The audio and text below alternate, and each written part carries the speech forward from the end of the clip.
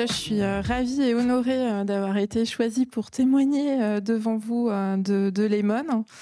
Alors Lemon, c'est une vieille histoire puisque ça fait 10 ans que j'ai vu Pierre pitcher au BPI France, puisque j'étais toujours en veille des nouvelles solutions et des évolutions qu'on pouvait avoir. À l'époque, j'étais responsable d'une offre de formation dans une université interne d'un groupe du BTP. Alors, je suis toujours dans le BTP, sauf qu'aujourd'hui, sur l'émission, le 3CA BTP, en fait, c'est un organisme paritaire qui est au service de la branche du BTP. Donc, on est financé par la taxe d'apprentissage des entreprises du BTP. Et notre objectif, c'est d'accompagner tous les centres de formation du BTP sur l'excellence pédagogique pour faire la promotion des formations du secteur et encourager justement la formation des jeunes, en l'occurrence, puisqu'on a 80% des contrats qui ciblent le niveau CAP. Donc, on a plutôt une population de 16-20 ans avec des maîtres d'apprentissage. Alors, je ne sais pas si vous connaissez un peu le secteur, mais globalement, vous avez quand même beaucoup d'entreprises du secteur qui sont des PME, voire des TPE, voire des mono-gérants. Et donc, nous, notre mission, c'est d'accompagner tout ça pour que la formation dans le BTP reste une filière, et notamment une filière d'excellence au regard des tensions qu'ils peuvent avoir sur le marché. Et donc, plus particulièrement au 3CA, donc je suis au pôle ingénierie et innovation pédagogique. Donc, comme dirait mon manager, il faut toujours qu'on ait un temps d'avance. Et donc, l'idée, c'est de proposer aux centres de formation une offre de services et notamment des outils liés à la formation des apprenants, des apprentis, dans ces centres de formation. Donc, dans ce cadre-là, je gère 4 outils, dont des outils maison et qui occupent particulièrement Lemon Learning ce soir, puisque on a un outil qui s'appelle Net Parcours Alternance, qui n'est autre que le livret d'apprentissage numérique. On voulait arrêter la feuille A4 pliée dans le camion, signée sur un coin du tableau de bord par les maîtres d'apprentissage. Et ce qu'on voulait, c'était il y a 6 ans, en fait, on a développé cette application maison qui permet d'avoir les 3 parties prenantes du contrat et qui leur permet d'échanger. Donc le CFA, le formateur, va pouvoir déclarer la planification de l'apprenant. Et puis ainsi de suite, on fait le suivi, le bilan, une fois une entreprise, une fois au centre de formation. Et l'idée, c'était que chacun puisse rentrer dans l'outil. Alors, le truc de l'application maison, c'est bien. Donc, il y a 6 ans, quand on a développé, super, il y a eu un gros déploiement. Les équipes sont parties former les formateurs en local. Et puis après, il y a le run, l'espèce de truc où vous avez les anciens, puis les nouveaux formateurs, etc. Et là, on s'est aperçu que localement, ils ne pouvaient pas accueillir toujours tout le monde. C'était un effort de formation permanent. Et quand je suis arrivée il y a 4 ans, j'ai fait ce constat. On m'a dit, oui, il faut que tu fasses des tutos vidéo. Et là, j'ai fait non, parce que l'évolution, elle est en constante évolution. Donc, mes tutos vidéo que j'aurais publiés auraient été périmés dans les mois à venir. Et je n'avais pas envie de passer mon temps à filmer mon écran d'ordinateur pour faire des tutos. Et comme j'avais toujours gardé en tête Lemon Learning, je m'étais dit « Ah, ça y est, là, j'ai l'occasion de travailler avec eux. » Donc, marché public, Lemon a été choisi. Et du coup, là, on a lancé, c'est l'année dernière, ou il y a 1 an et demi en tout cas, les premiers guides de Lemon dans notre application maison. On a pu adresser à une population donnée les guides, etc. Je ne sais pas si tu veux que j'aille un peu plus loin ou s'il y a d'autres trucs. Non, c'est très intéressant. D'ailleurs, si... je vous raconte une histoire. Hein. Si, exactement. Très bon storytelling. Il y a des gens dans le public qui veulent tout de suite poser des questions et qui, qui ont envie de réagir. Sinon, je peux parler comme ça pendant un bon moment. Et n'hésitez pas. Écoute, pour l'instant, je te laisse poursuivre un petit peu ton histoire. Alors, dans l'histoire, on a une application maison avec une configuration web un peu complexe. Donc, on a fait un POC. On voulait voir si la solution pouvait s'appairer avec notre application web. Le POC a été concluant avec quelques points d'alerte. Le point d'alerte, c'était que la construction de la page web qui a été faite par les développeurs n'était pas si propre que ça, ce qui fait que ça nécessitait d'aller un peu plus loin dans l'outil de conception. Et là, ça devenait un peu trop technique et ça allait me prendre trop de temps. Donc, on est parti sur on a pris un parti pris, si je puis dire, en se disant, OK, on lance Lemon, mais on prend un pack au niveau de la conception pour que nos premiers guides soient faits proprement par les équipes de Lemon. Et je dois dire que ça s'est assez facilement passé parce qu'on n'avait pas beaucoup finalement formalisé. Il y avait des choses qui avaient été faites au départ, mais ça n'avait pas suivi au niveau de l'évolution dans l'application. Bon, du coup, j'ai dit « Ok, très bien, mais moi, je ne vais pas faire des screenshots, marquer ce qu'il faut faire, etc. » Donc, j'ai fait un screen presso et je me suis enregistrée et j'ai commenté vocalement ce que je faisais dans l'outil, à quoi ça servait. Et l'équipe de conception a pris mes vidéos et on crée les guides et on a ensuite reseté assez facilement ensemble les guides. Et puis après, c'est juste de l'ajustement de wording. Où, en tant qu'administratrice sur les guides, je pouvais un peu mettre à ma sauce tout le wording que nous on a, que forcément on ne peut pas tout transmettre à Lemon.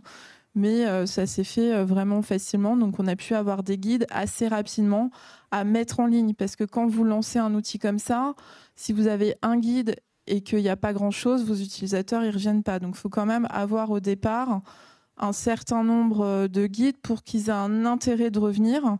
Et après, comme le disait Pierre en introduction, on a fait aussi des pushs parce que forcément, notre application, elle a évolué aussi dans le temps. Et pour annoncer directement aux utilisateurs finaux auxquels on n'avait pas, nous, accès au départ, puisqu'on passait par des référents, on envoyait un mail qui transmettait le mail, personnalisait le mail, enfin bon, voilà, comme les guides opératoires.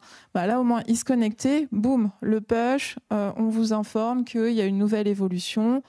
Hop, est-ce qu'on met un clic action sur un guide ou pas, où il n'y a pas besoin, il y a juste besoin d'une action. On met un GIF pour montrer rapidement la manipulation dans l'outil. Ça marche très bien aussi, plutôt que de mettre 10 phrases. Voilà, donc ça se fait assez facilement. C'est plutôt bien accueilli. Et ça permet localement d'accueillir les nouveaux formateurs, notamment qui arrivent sur l'application, et de ne pas attendre 1 mois et demi qu'il y ait quelqu'un du niveau central de leur organisme de formation qui trouve un temps à les former. Et alors, nous, de façon très concrète, on a observé, parce qu'on a quand même un système de Jira, de Mantis, enfin tout ce que vous voulez, là, mais en tout cas des remontées de tickets des locaux, on a moins de tickets relatifs à une utilisation de base, parce qu'on a 3 niveaux de tickets, assistance opérationnelle, bug et évolution. En tout cas, les tickets au niveau de l'assistance opérationnelle ont clairement diminué depuis qu'on a mis en place les guides avec notre pastille, qu'on a pu configurer à nos couleurs, mettre notre logo. Voilà, on a tout mis à nos couleurs. Ok, merci Élodie. De rien. On a fait une petite réunion avant ce soir. Tu me parlais d'un club utilisateur que tu avais mis en place pour faire remonter justement des évolutions. Est-ce que tu peux nous en dire un petit peu plus là-dessus ? Oui, alors comme effectivement on a plusieurs outils et qu'on n'est pas une société centrale avec ses filiales, et je pense que même si on l'est, on peut le faire aussi, et on n'a pas de contact avec les utilisateurs finaux, je me suis inspirée un peu de ce qui se fait, et même là, enfin voilà, je me suis inspirée de ce qui se fait par ailleurs. J'ai créé des clubs utilisateurs pour compléter mon offre de service sur les outils, c'est-à-dire c'est pas juste on vous ouvre des licences et un accès, et puis après, voilà, on vous met des guides. Mais on a créé une espèce de dynamique avec des groupes de réflexion et de partage, où en fait, chaque référent outil, parce que quand je mets à disposition l'outil, je demande est-ce qu'il y a un référent quand même, parce que j'ai pas envie d'avoir les 5000 formateurs en ligne, c'est pas possible. Du coup, on a des référents et je les convie 4 fois par an, 2 fois en présentiel, 2 fois en distanciel, à partager leurs cailloux dans la chaussure, à partager sur les évolutions, à partager sur ce qu'on pourrait faire de mieux. Et notamment, ce club me permet de discuter avec eux, parce que j'ai fait les premiers guides, mais après, ils en veulent peut-être d'autres, ou même localement aussi, c'est de s'adapter à la demande locale, de capter avec eux ce qui serait utile de mettre en place tout bonnement comme guide. Donc ça permet de garder un lien aussi avec les besoins locaux, et voire même de faire des guides spécialement pour un organisme de formation, parce qu'ils ont mis en place un process de gestion spécifique à leur organisme. Okay, merci. Est-ce que ce qui a été dit inspire certaines questions dans le public ? C'est juste pour faire un petit résumé pour ma compréhension.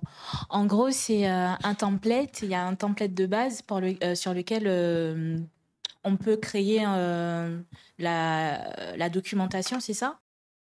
Non, nous, on n'a pas utilisé de template. Ils ont Pas de- vraiment fait sur mesure.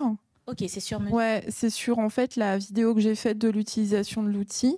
Oui. Et à partir de là, ils ont créé un guide. Alors effectivement, après, le guide, moi, me sert de, on va dire, de guide référent. D'accord. Parce qu'ils ont inclus plein de petits trucs techniques et tout ça.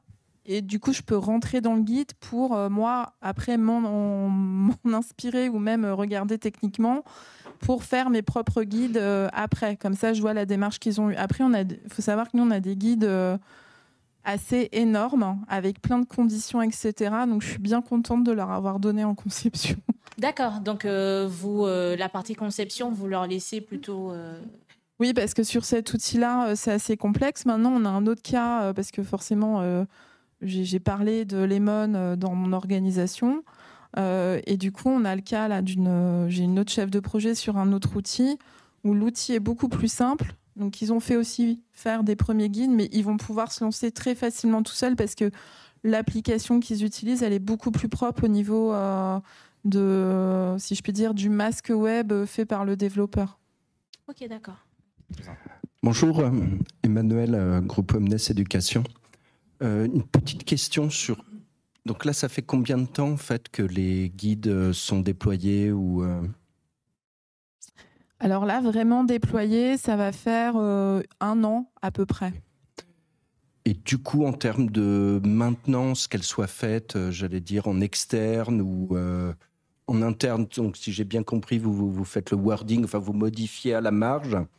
Mais est-ce qu'on peut quantifier un petit peu par rapport à la volumétrie des guides, le volume de travail que ça va impliquer au quotidien pour peut-être les modifier un peu, les faire évoluer s'il y a une évolution logicielle. Voilà, moi j'ai un peu de mal à évaluer pas la production des guides en tant que telle, mais leur maintenance, on va dire. Alors, sur la maintenance des guides, d'un point de vue, on va dire, stratégique, j'ai quand même choisi de développer les guides à un moment donné où j'ai stabilisé les développements sur les fonctionnalités principales de l'outil et aussi sur une certaine finalisation du visuel, quoi. Voilà, globalement, là, maintenant, elles vont pas trop bouger. Après, il y a certains guides, même s'il y a des nouvelles fonctionnalités qui arrivent, sur les guides premiers pas, globalement, c'est pas très grave s'il n'y a pas le nouveau bouton ou parce qu'il n'y a pas d'action qui est portée par le guide sur ce nouveau bouton. Après, la stratégie qu'on a eue, c'était plutôt que de faire un énorme guide, on a découpé cet énorme guide de façon à ce que si jamais on sait qu'il va y avoir des développements sur des fonctionnalités sur une partie de l'outil, on peut décrocher ce guide sans pour autant rendre dysfonctionnelle l'intégralité du guide monstrueux. Voilà, parce que du coup, on a plutôt fait des mini-guides qu'on a inclus dans un grand guide, et ce qui nous a permis aussi de poser des conditions. Et donc, du coup, la condition fait que si jamais le guide n'est pas là, c'est pas grave, ça passe à l'étape d'après dans le guide plus général. Ouais. Petite question, je m'attarde sur ce que vous avez dit sur créer de l'intérêt. Justement, est-ce que vous avez des bonnes pratiques à nous partager sur comment susciter de l'intérêt à Lemon Learning? Vous avez parlé d'un club utilisateur avec des référents, peut-être avec des communications un peu descendantes. Il y a les push. Est-ce qu'il y a d'autres façons de faire pour qu'il y ait un usage de la part d'utilisateurs sur Lemon? En fait, ça, nous, c'est vrai qu'on n'a pas trop la main sur l'intérêt à part les push. Mais ce qu'on fait aussi parfois, c'est plus dans la tonalité des push. C'est-à-dire que ça dépend du ton que vous employez, mais si on fait que des push hyper raides, voilà. Mais nous, en tout cas, on essaye de faire des push. Parfois, je mets un gif avec des confettis qui éclatent, des trucs comme ça. Donc, les gens, ils ont... Voilà, l'outil paraît user-friendly, quoi.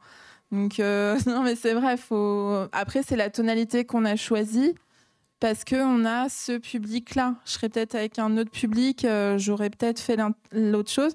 Après, l'intérêt, c'est ce que je disais un peu tout à l'heure, c'est que si vous mettez tout au départ et qu'après, il ne se passe plus rien, les gens vont pas cliquer sur la pastille. Donc c'est vrai que là, cette année, alors c'est en apprenant aussi qu'on avance, on avance plutôt en apprenant. C'est que là, cette année, j'ai prévu de faire un plan un peu de communication, à me dire, bah voilà, j'ai observé des phases de vie, de gestion dans l'outil, je vais essayer du coup de prévoir mes pushs de communication dans l'outil de façon à avoir une communication par les pushs assez régulière, quitte à lancer même une enquête de satisfaction où il y a le club utilisateur pour recenser les besoins, mais au final, le club utilisateur, c'est que des représentants, toujours pareil. Donc, on peut très bien aussi imaginer questionner les utilisateurs finaux sur est-ce qu'ils apprécient ou pas l'application, même pour nous, pour prévoir les développements à venir par rapport aux besoins du terrain. Pablo de chez RMC Santé. Moi, j'ai une question pour tous les trois. Est-ce que suite à la mise en place de Lemon Learning, vous avez pu réduire vos efforts de formation pour former les nouveaux collaborateurs à l'utilisation de vos outils ? Nous, on ne formait pas directement. En revanche, localement, ça met moins d'impératifs, de contraintes dans le temps au moment de l'accueil des nouveaux formateurs, puisque comme ils peuvent dire aux formateurs, je vous invite à consulter déjà les guides premiers pas, ça fait un peu baisser la pression, si je puis dire, dans l'urgence d'accompagner. Nous, l'impact, il est plus sur justement cette remontée de tickets d'assistance vraiment opérationnelle sur l'utilisation de l'outil qui était liée à une mauvaise connaissance ou des mauvais plis un peu pris. Tu disais tout à l'heure, nous, c'est surtout les nouveaux arrivants. L'outil ayant changé, des règles de gestion ayant évolué, et puis des fois, on fait par habitude, puis on bâcle un peu, puis on a oublié pourquoi on faisait ceci comme ça. Nous, même les anciens, si je puis dire, qui utilisent l'outil depuis 6 ans, alors c'est peut-être... du coup, ça permet de remettre sur la table la bonne règle de gestion et de revenir faire une piqûre sur à la fois la philosophie de l'outil, comme tu disais tout à l'heure par le tuto, le SCORM, à la fois sur la philosophie, mais aussi sur les règles de gestion qui assurent le bon fonctionnement et la véracité des chiffres qu'on peut après lire dans les tableaux de bord de suivi, etc. Alors moi j'avais 2 petites questions. La première c'est presque la même que la précédente, mais j'avais voulu juste élargir un tout petit peu pour voir si vous avez d'autres réponses. Est-ce que vous avez de la data entre avant et après Lemon Learning, donc autant de formations, mais il y a peut-être d'autres trucs que vous avez cherché à voir descendre ou monter. Est-ce qu'il y a d'autres data sur lesquelles vous appuyez pour vous féliciter d'avoir investi là-dessus ? Moi, à part le constat du nombre de tickets sur l'assistance qu'on a avec le prestataire qui développe le logiciel, c'est notre seule base de données. Et après, dans le club utilisateur, les référents locaux sont également quand même moins sollicités quand ils vont sur les sites par les formateurs, puisqu'ils ont déjà eu la réponse. Du coup, ça facilite la satisfaction, si je veux dire, du client final qui n'attend pas, parce que personne lit les mails. Non, je rigole. Les référents locaux, s'ils reçoivent des mails de chaque formateur, au bout d'un moment, ils ne peuvent pas répondre quotidiennement à la demande. Là, effectivement, ils sont moins sollicités directement par mail, en fait. Ou même des appels comme ça, ils sont moins sollicités puisqu'ils trouvent la réponse directement, mais ça n'a pas été quantifié, formalisé dans un tableau de bord. Ok. Alors, pour autant, ma deuxième question, elle était plutôt orientée vers toi, parce que nous, on l'envisage. On est un prospect. Nous, on l'envisage, mais pas du tout pour les primo-accédants. Les onboarders et tout ça, pour nous, c'est beaucoup trop rare et c'est le genre de guide qui meurt avant même que le deuxième onboarder ait utilisé. Nous, on a plutôt ce dont tu parlais tout à l'heure, c'est les choses qui sont oubliées. On parle de phénomène de désadoption. Et du coup, ma question, c'est comment est-ce que vous avez... Il y a des guides dont on a peur qu'ils ne trouvent jamais leur public parce que les gens ne doutent pas de leurs mauvaises pratiques et qui se sont intégrés par l'histoire et par leurs oublis et puis l'évolution des outils qu'ils n'ont pas vus. Et du coup, comment vous avez... est-ce que vous avez eu des guides qui n'ont jamais trouvé leur public ?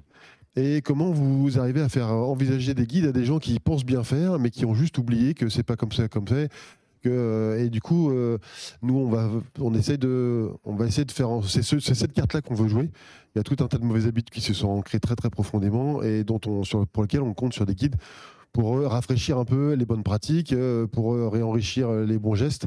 Et donc voilà, comment vous avez fait pour faire trouver leur public à des guides qui sont plutôt ancrés dans l'histoire ou dans les bonnes pratiques oubliées? Alors, nous, aujourd'hui, on n'a pas encore adressé ce type de guide. On se dit juste qu'à la limite, il y en a peut-être un curieux, mais effectivement, c'est quand même rare ceux qui vont se remettre en question. J'y ai réfléchi et je me dis, je vais passer par les questions, puisque en fait, quand on démarre un guide, on peut démarrer par des questions. Et plutôt que de l'appeler bienvenue dans le guide machin, truc, ça va être plutôt d'interpeller et de jouer sur le côté un peu challenge. Et tu es sûr de bien utiliser ça et de poser des questions comme ça. Et à la fin, s'il répond mal, voilà, parce qu'il y aura peut-être pas de bonne réponse, à la fin on le félicitera, c'est génial, tu maîtrises super, pas besoin, bonne continuation dans l'outil, c'est top, sois un super ambassadeur de l'outil, conseille tes collègues, voilà, on peut la jouer comme ça aussi. Mais si jamais à un moment donné on pose plusieurs questions et que la personne au final elle répond pas la bonne pratique, là ce sera le moment de pousser le guide en disant bon, apparemment il y a eu quelques petits oublis au fil des années, on t'invite à refaire tel guide et tu verras peut-être que ta gestion au quotidien d'ailleurs pourra être facilitée parce que ça t'évitera de tomber dans des écueils qui te prendront du temps après parce que t'as pas bien rempli tel truc ou tel truc. Ça, on a réfléchi plutôt à ces stratégies. Maintenant on l'a pas mis en place, mais on sait que dans l'outil il y a cette possibilité de commencer quelque chose sans forcément l'appeler guide. C'est toute l'histoire des petites briques là que j'expliquais tout à l'heure. On fait plutôt des petites parties de guide. Et après, ces briques-là, on va pouvoir les réutiliser dans d'autres guides, dans d'autres formalisations. Et, par exemple, le guide premier pas pour faire une bonne stratégie de formation, on l'a fait, mais on ne l'a pas formulé primo accédant à l'outil. Elle est formulée vraiment sur le process, clic là, machin et tout. Là, je peux très bien utiliser cette brique et la pousser suite au questionnement.